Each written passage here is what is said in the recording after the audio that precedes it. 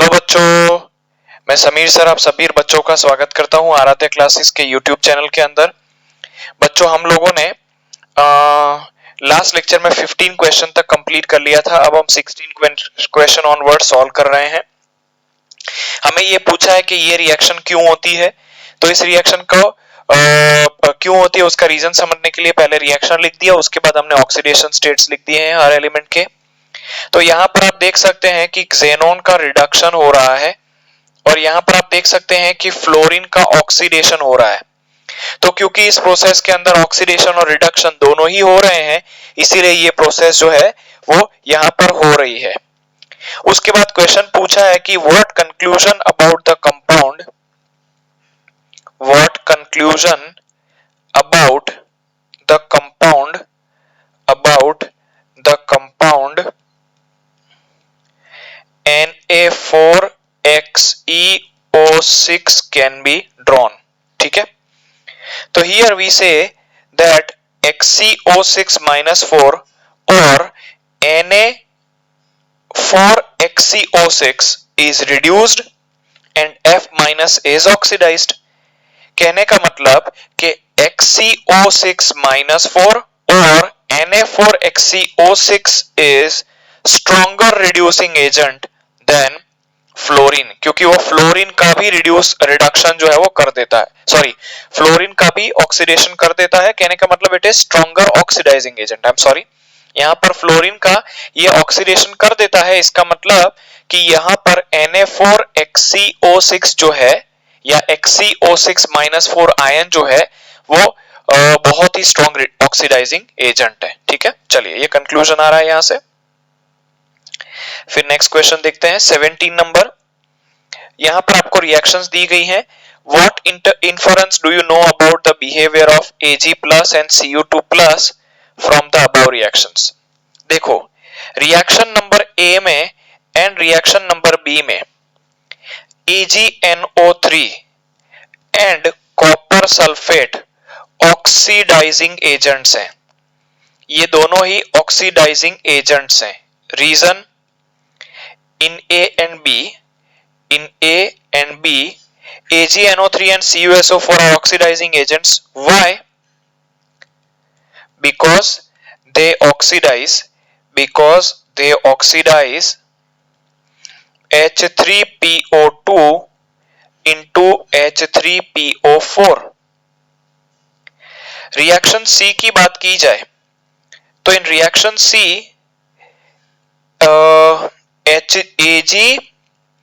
NH3 twice, that is ammoniacal AgNO3, ये Tollens reagent है।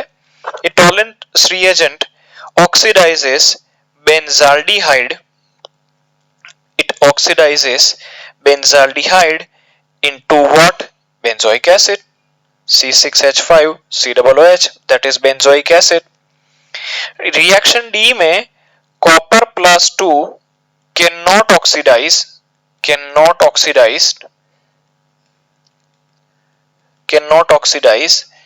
benzaldehyde into benzoic acid,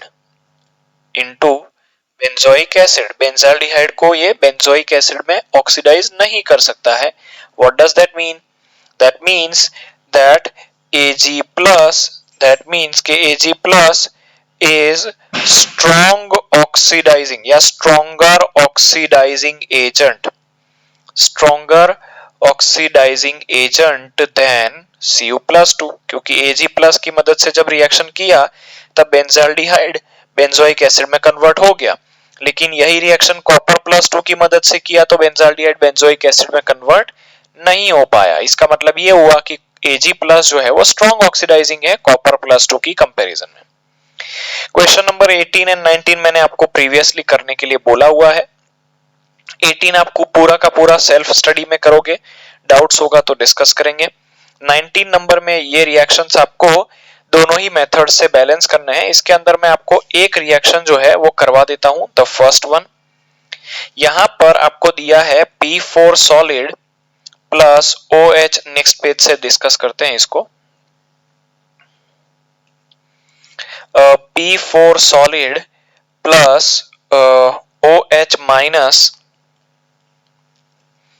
gives you PH3 gas plus H2PO2 minus 1 aqueous।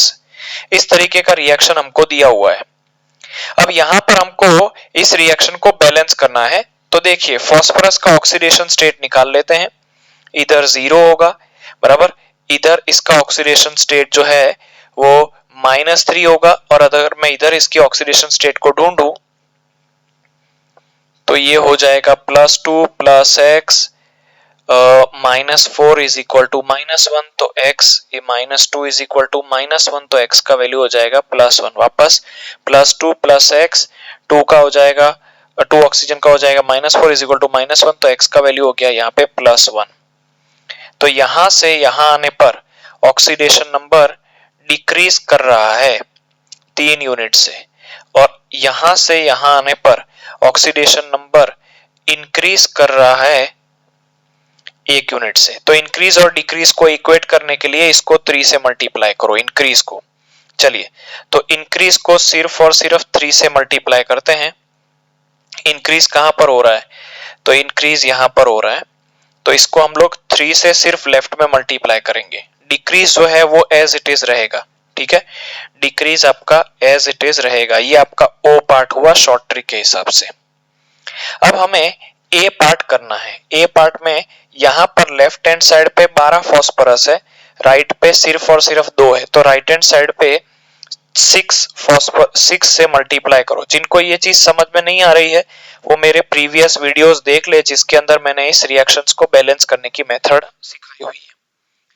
यहाँ पर आपके पास 4 phosphorus है, और यहाँ पर आपके पास टोटल एक भी फास्फोरस नहीं है, इसीलिए आपको यहाँ पर 4 से मल्टीप्लाई करना पड़ेगा। 4p4 solid will give you 4pH3। तो ये पार्ट आपका ए खत्म हुआ, ठीक है। यहाँ पर 3, यहाँ पर टोटल 12 होगा, ठीक है, एक करेक्शन है यहाँ पे, टोटल यहाँ पे 12 हो जाएगा, क्योंकि यहाँ पे 3 4 12 फास्फोरस था, इधर एक भी नहीं, तो 12 से मल्टीप्लाई किया। इधर आपके पास 4 फास्फोरस था, बराबर, और इधर एक भी नहीं था, तो हमने क्या किया है, राइट हैंड साइड में 4 से मल्टीप्लाई कर दिया, तो ये पार्ट ए कंप्लीट हो गया, बराबर। अभी सी, तो सी में देखिए राइट हैंड साइड पे -12 चार्ज है, देखिए यहाँ पर इस बाजू -12 चार्ज है, मीडियम बेसिक है, तो इक्वेट करने के लिए इधर 12OH माइनस ऐड कर देते हैं। 12OH माइनस इधर ऐड कर दिया, बाकी का पार्ट एज इट इज रहेगा। उसके बाद हमारा आगे का पार्ट जो है वो H और O को बैलेंस करने का रहेगा। +4pH3, ये हो गया सी पार्ट। अब यहां पर आप ध्यान से देखें तो राइट हैंड साइड में कितने हाइड्रोजन है? 24 प्लस 12 दैट इज 36, और यहां पर कितना है 12, तो कितने कम पड़ रहे हैं यहाँ पे 24। लेफ्ट हैंड साइड पे 12H2O कर दो, लेफ्ट हैंड साइड पे 12H2O करो, और अगर ऑक्सीजन अपने आप बैलेंस हो जाए तो रिएक्शन को सही मानो, ठीक है। ये हो गया आपका 12H2O। जो एडिशनल ऐड कर रहा हूं वो ब्लैक से लिखूंगा और बाकी का रेड में चलता रहेगा। +3p4 solid plus p4 solid gives you 12H2PO2 minus 1 plus 4pH3। Oxygen check करिए, राइट पे 24 और लेफ्ट पे भी 24, तो ऑक्सीजन अगर अपने आप बैलेंस हो गए हैं तो ये इक्वेशन आपका बैलेंस हो गया है, ठीक है। ये क्वेश्चन सिर्फ मैंने करवाया है, रेस्ट क्वेश्चंस को आपको करना है। डाउट्स कहीं पर भी आपको लगते हैं तो you can ask. We are going for the next question, which is question number 20. What sort of information you can draw from the following reaction? यहां पर कौन सी इंफॉर्मेशन आप निकाल सकते हैं? तो सबसे पहले तो रिएक्शन लिख देते हैं। रिएक्शन हमको दी है Cn twice plus 2OH minus will give you Cn minus plus CnO minus plus H2O। तो यहां पर ऑक्सीडेशन स्टेट अगर मैं कार्बन का निकालने जाऊंगा, साइनाइड के अंदर कार्बन का ऑक्सीडेशन स्टेट, तो वो आएगा +3, वो आप निकाल सकते हो, बराबर। Cn माइनस में कार्बन का ऑक्सीडेशन स्टेट निकालने जाऊंगा तो वो आएगा +2। CnO में कार्बन का ऑक्सीडेशन स्टेट जो है वो +4 होगा, ठीक है। तो यहां से यहां पर ऑक्सीडेशन नंबर जो है वो डिक्रीज हो रहा है, और यहां से यहां की बात करूं तो ऑक्सीडेशन नंबर जो है वो इंक्रीज हो रहा है। मतलब पहला चीज कौन कौन से कंक्लूजन्स निकाल सकते हैं? तो पहला चीज is decomposition of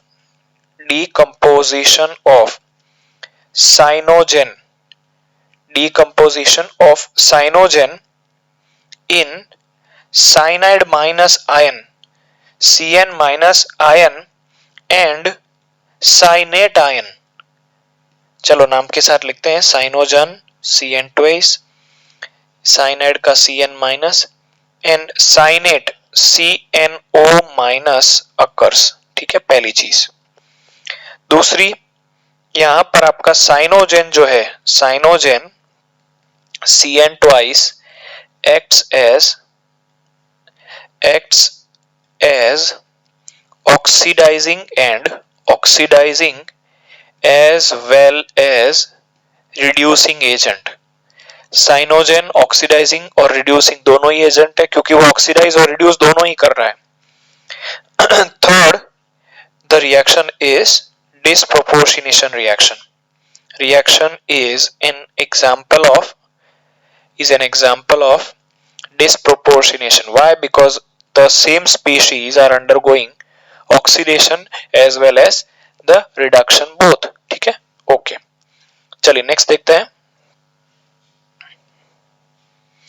21, the Mn plus ion is unstable in solution and undergoes disproportionation to give Mn plus 2, MnO2 and H plus ion। Write the balance equation for that। यहां पर ऐसा बोला है कि Mn plus 3 अनस्टेबल है और ये dissociation undergo करके Mn plus 2, MnO2 and H plus ion बनाता है। इसके लिए बैलेंस्ड इक्वेशन लिखिए। तो आप कोई सा भी मेथड फॉलो करके इसका बैलेंस्ड इक्वेशन लिख सकते हैं।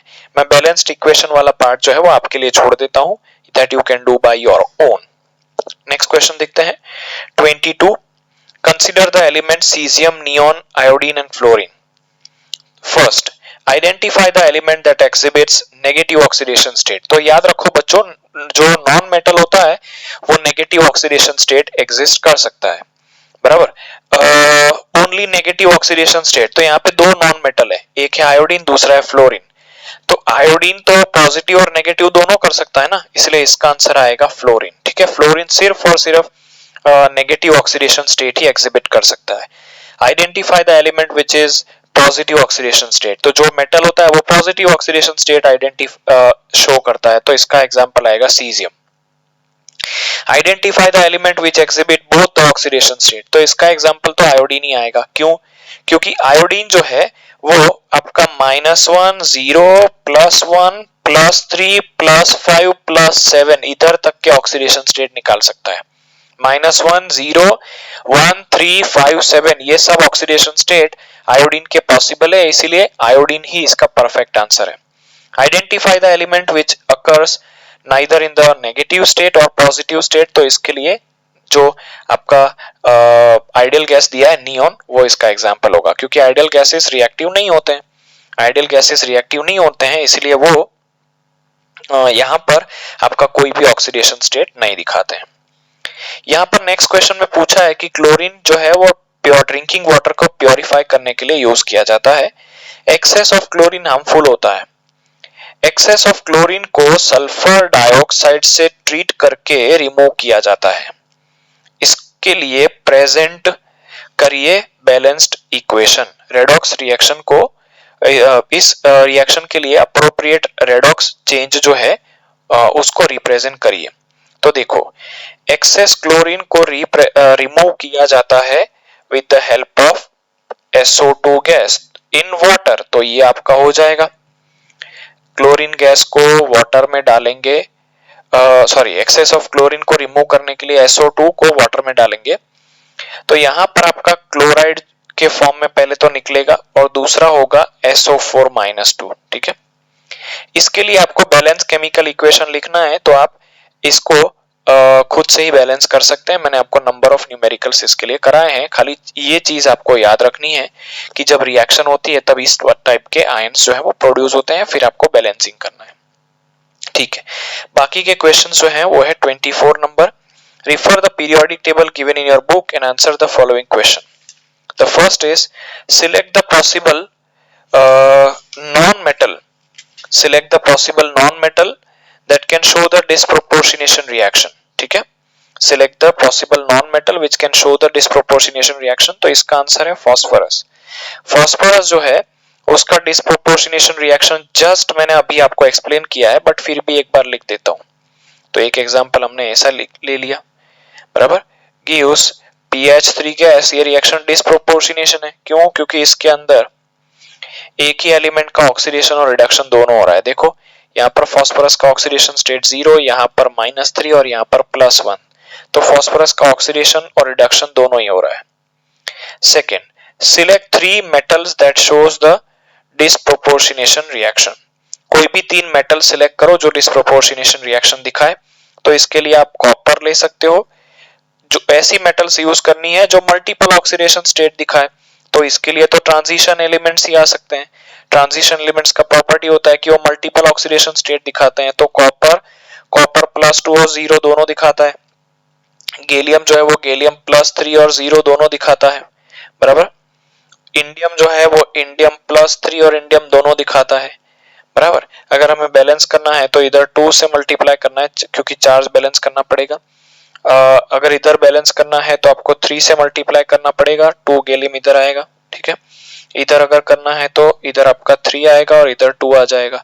तो इस तरीके से 3 नॉन मेटल्स डिस्प्रोपोर्शनेशन दिखाते हैं। एक ही एलिमेंट का ऑक्सीडेशन रिडक्शन दोनों ही होता हो तो उसको डिस्प्रोपोर्शनेशन बोला जाता है, बराबर। चलिए अब 25 नंबर में बोला है कि Ostwald process for manufacturing of nitric acid में जो पहला स्टेप है that is oxidation of ammonia gas by oxygen gas to give nitric oxide gas. ठीक है, तो यहां पर आपको ऐसा बोला है कि अमोनिया गैस का ऑक्सीडेशन होके ऑक्सीजन की मदद से क्या बनता है? Nitric oxide gas and steam बनता है। ठीक है, फिर क्या बोला है? What is the maximum weight of nitric oxide that can be obtained starting with 10 grams of ammonia। देखो यहां पर amount of NO gas produced किसके ऊपर डिसाइड होता है? तो वो लिमिटिंग रिएजेंट के ऊपर से डिसाइड होता है, बराबर। इन दोनों में से जो रिएजेंट लिमिटिंग होगा अमोनिया और ऑक्सीजन में से, वो डिसाइड करेगा कि कितनी प्रोडक्ट बनेगा। तो पहले हम लोग यहाँ पर लिमिटिंग रिएजेंट को डिसाइड कर लेते हैं कि कौन है। उससे भी पहले हमको बैलेंस्ड इक्वेशन लिखना पड़ेगा। तो बैलेंसिंग करने के लिए यहाँ पर 4 और यहाँ पर 4, ठीक है, यहाँ पर आपका 5 आएगा और यहाँ पर आपका 6 आएगा। ये हो गया बैलेंस्ड इक्वेशन। तो अब यहां से मैं लिख सकता हूं कि 1 मोल अमोनिया मतलब 4 इंटू 17 ग्राम अमोनिया मतलब कि 68 ग्राम अमोनिया है। यहाँ पर 5 into 32 that is 160 grams oxygen है। यहाँ पर 4 into 30 that is 120 grams nitric oxide है। तो यहाँ पर 68 ग्राम अमोनिया 160 ग्राम ऑक्सीजन से रिएक्ट करना चाहिए आइडियली। तो क्वेश्चन में हमको ऐसा बोला है कि 10 ग्राम अमोनिया 20 ग्राम ऑक्सीजन से रिएक्ट कर रहा है। तो यहाँ पर 20 कितने से रिएक्ट करना चाहिए वो ढूंढना है ना, बराबर। तो आइडियली 68 ग्राम जो है वो 160 ग्राम से रिएक्ट करना चाहिए। तो अगर क्वेश्चन में 10 ग्राम अमोनिया दिया है तो यहाँ पे ऑक्सीजन कितना होना चाहिए? तो ऑक्सीजन गैस का जो आइडियल क्वांटिटी है वो होना चाहिए 23.5 gram, but O2 is only 20 grams। Oxygen सिर्फ और सिर्फ कितना है? 20 ग्राम्स। ऑक्सीजन आपका सिर्फ और सिर्फ 20 ग्राम्स है। कहने का मतलब कि O2 is limiting reagent and it decides the amount of product form। The amount of product form limiting reagent आपका डिसाइड करता है। तो चलिए हम यहां से स्टेप लिख देते हैं कि भैया 160 ग्राम ऑक्सीजन होता तो 120 ग्राम NO प्रोड्यूस होता। आपके केस में 20 ग्राम ऑक्सीजन है तो कितना प्रोड्यूस होना चाहिए? तो आंसर आएगा 15 ग्राम नाइट्रिक ऑक्साइड जो है वो प्रोड्यूस होना चाहिए। ठीक है, तो ये आपके एनसीईआरटी एक्सरसाइज का लास्ट क्वेश्चन था। इसके बाद के जो भी क्वेश्चंस हैं दे आर स्कीप। ठीक है, दे आर स्कीप। तो हम लोग यहाँ तक के क्वेश्चंस को सॉल्व कर रहे हैं। इसके बाद हम नया चैप्टर स्टार्ट करने वाले हैं which is chapter number 9 hydrogen. तब तक के लिए thank you very much, keep studying.